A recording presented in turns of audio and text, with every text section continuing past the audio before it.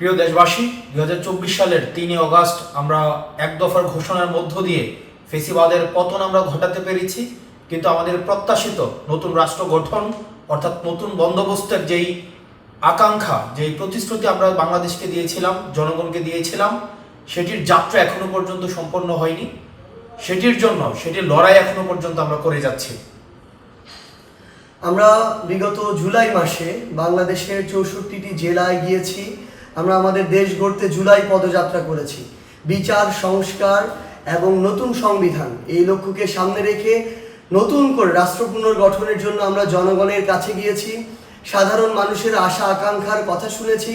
মাঠ পর্যায়ে দাঁড়ে দাঁড়ে গিয়ে মানুষ কি চায়, এই বাংলাদেশকে কিভাবে দেখতে চায়, তাদের সেই কথাগুলো শুনেছি। এবং এই অভ্যুত্থানের সময় আমরা এই বাংলাদেশকে নিয়ে যে স্বপ্নগুলো দেখেছিলাম, আমাদের যে আকাঙ্ক্ষাগুলো, সেই আকাঙ্ক্ষাগুলো তাদের কাছে তুলে ধরেছি।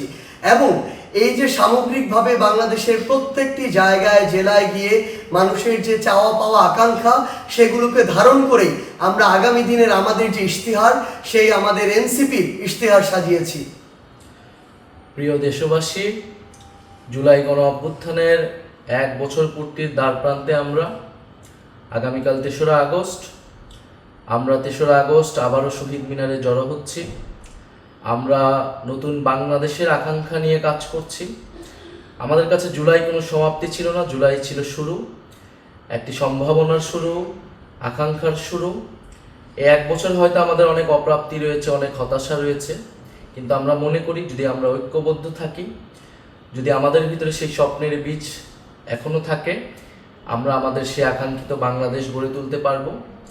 আমাদের গত 1 বছরের অভিজ্ঞতা, 1 বছরের সীমাবদ্ধতা, সব কিছু মিলিয়েই আমরা সামনের দিনের পথ চলতে চাই। আমরা দেশ গড়তে জুলাই পদযাত্রায় আমাদের যে অভিজ্ঞতা, মানুষের যে আকাঙ্ক্ষা, আমরা সব কিছু মিলিয়ে আগামীর যে নতুন বাংলাদেশ, সেই নতুন বাংলাদেশের ইশতেহার পাঠ করতে চাই।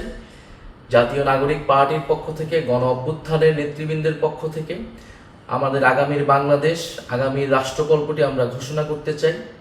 যে এই তরুণ প্রজন্ম, এই বাংলাদেশের মানুষ কীরকম বাংলাদেশ দেখতে চায়, আমাদের বাংলাদেশটা কীরকম হবে, আমরা যেই নাগরিক মর্যাদার বাংলাদেশের কথা বলি, বৈষম্যহীন গণতান্ত্রিক বাংলাদেশের কথা বলি, যেই দায় ও দরদের রাজনীতির কথা বলি, আমাদের শিক্ষা, স্বাস্থ্য, কর্মসংস্থান থেকে শুরু করে বাংলাদেশের যেই সমস্যাগুলো রয়েছে, সেই সমস্যা সমাধানের উপকল্পটি কি হবে, আমরা সেই রাজনীতির রূপকল্পটি আমাদের ভবিষ্যৎ কর্মসূচিটি আমরা প্রকাশ করতে চাচ্ছি।